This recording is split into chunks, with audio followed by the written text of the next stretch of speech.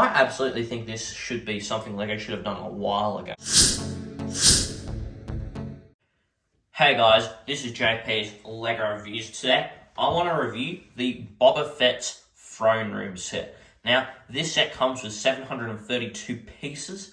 The recommended age rating for this set is 9 and up, and the set number on the set is 75326. So, let's break it down. Now, we're going to probably start off with one of the best minifigure lineups in Lego Star Wars playset history. We got Fennec Shand, a Weequay Guard, Phelan Dancer, a Quarren, Bib Fortuna, a Gamorrean Guard, and Boba Fett. Now, all these minifigures look fantastic. My personal favourites are Bib Fortuna, Boba Fett, and the Quarren, due to their detailing and how well they look. I also really like the Gamorrean Guard though as well. And let's look at the back of the minifigures as well. Now, from the back, you just have to appreciate Boba Fett's arm printing. It looks superb. I also really like the way that the Quarren and also the Weequay Guard look as well. And you just gotta love a good Gamorrean Guard too. And yeah. The other complaint I do have is Fennec Shand's hair looks terrible. That's because they reused a piece that they really shouldn't have reused. If it were me, and if they couldn't afford to give her a new hair mold for some reason, I would have given her the helmet. That would have made her a lot better. Anyways, guys, let's move on to the alternate facial expressions. I just gotta say, I really like the way Boba Fett's head turned out. His headpiece looks absolutely great. You can see a few wrinkles and also some scars as well.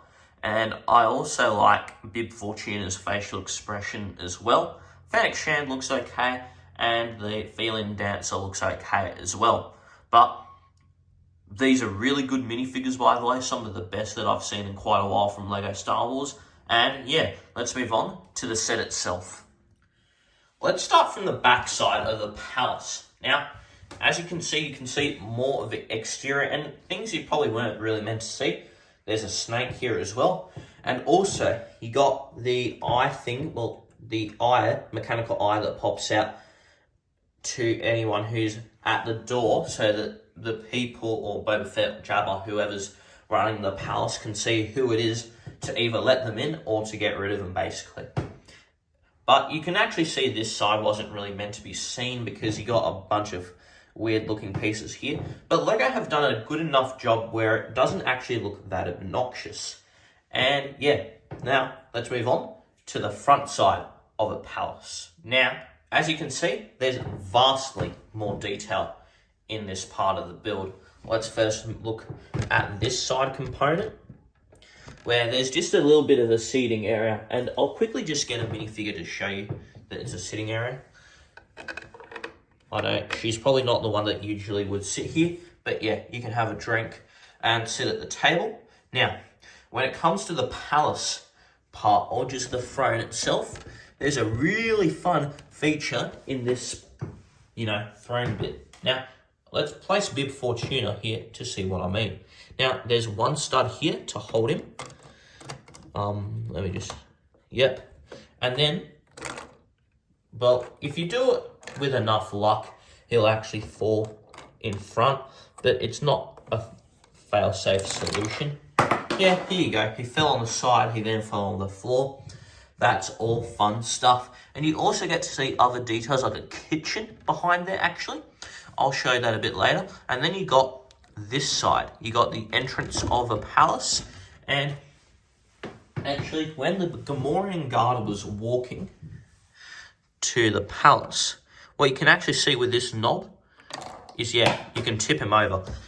A tiny bit of pressure will make him fall. But if you want a more heavy-duty fall, yeah, you can tilt it up to about maybe 30 degrees. They'll tip over. It's quite a fun little feature.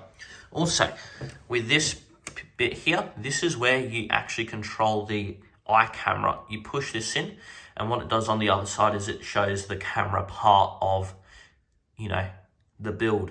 Now, let's actually move on to the modular part of the palace. This set is quite well designed, but you can actually do a lot with it. Now, you can firstly move this side onto here. It goes in a 90-degree direction. Not just this piece as well. Oh, whoops. Don't do it from the top of the building though. Do it from the bottom, as it's just gonna go better. But you got an even crazier feature. Turn around if you can. And yeah, these are quite unstable. You can open it from the back. That goes at a 180-degree view. And I'm actually going to show you some of the back side here as well. You have a fire and a furnace where you're cooking up some Star Wars chicken. I know this isn't actual chicken, but let's just go with it. It's Star Wars chicken. And it's a rotisserie chicken too, so you can just keep spinning it with this Lego Technical wheel. I'll actually just show it to you like here so you can actually see it. You also got some bones here as well, probably from the chicken. You also got another drink there. And then on the wall, you got a kitchen area. You got a stovetop, a sink, and a bottle. And you also got some lights here as well, so that you can see what you're doing while you're cooking up some chicken or whatever you're making in Boba's palace. And yeah, this is a really strange looking set now. But I really like the fact that LEGO have included this amount of movability into the set.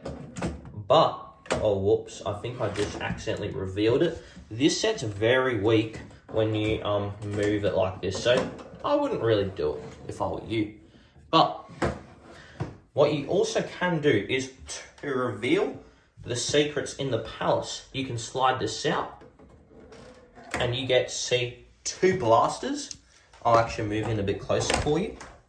You get to see two blasters and also two Beskar, well, not ingots, but blocks, if you will, as well.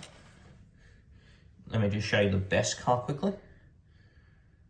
I think you can see it there. It looks really nice. It's actually shiny. It's like silver, but darker. And also, if you're wondering why there's a kind of grate in the set here, this is actually so that you can have access to the Rancor whenever you want to push someone inside it, you know, to eliminate them basically. And going off that fun note, let's move on to the instruction manual of the set. Now, here's the instruction manual. I also like the detail where you see Boba Fett and Fennec and it actually resembling the box art, but there's nothing really too much to the instruction. You get the progress bar again, and you also have, whenever you complete something, this kind of yay sort of animation, which looks really nice as well. But my problem with this set, and I don't know why they did it actually, is when you're done building this, you don't actually see any of the sets that come with the waves. So it's a very bland instruction manual to look at. And going off that note, let's move on to my final thoughts. Now, what are my final thoughts about this set? Firstly, it's a great build. It's a great display set. It was really enjoyable to build as well. Everything about it was great. Everything except for its value. For $100, it doesn't feel like much plastic or Lego for $100. Now, let's put our buildable Yoda friend here, which also costs $100 US. In comparison, Yoda feels much heavier as a product, but it also has more substance to it. But I gotta give this Boba Fett set also some points here again, simply because this set has 7 minifigures. A $160 US set like the Light Cruiser only came with 6 or 5.5 if you really think about it. This comes with 7, and that's a big deal. But I still think that this set probably should have been priced at $90, just because it is a little bit on the underwhelming side as a set itself without the minifigures. The minifigures do make up for it a bit on the price, but I think $90 would have been a little bit of a more reasonable price to pay. But $100 US isn't unreasonable, and also, in my opinion, you should get this at 20% off. At least I got it for like 25 to 30% off. But get it under the 20% off threshold, you'll be much happier paying 80 US dollars or whatever your currency is. And I give this set 4.5 stars out of 5. It's a real, if you're looking at it just as a set, it's a 5-star set. But looking at the price, it feels a little bit too small for what it should be. And the set itself doesn't really have that much mass to it. It doesn't have a real substance to it, unlike, say, the Razor Crest play set. And that's why I give it 4.5 stars. It doesn't have enough substance for the price you're paying. But before I end this, I just want to say, do you guys think that LEGO should be including more minifigures in their sets? I absolutely think this should be something LEGO should have done a while ago. I'm really happy that LEGO are including so many minifigures in sets like this. And I really hope LEGO keeps including more minifigures in their sets in the future so that basically we can have more minifigures, because other themes have had lots of minifigures for a while, but now Star Wars can have a lot too, and that's just great to see. Anyways, guys, let me know what your thoughts are down below. If you enjoyed the video, please smash the like button, and if you want to see more content just like this, please subscribe. Hope you all have a great day and keep building.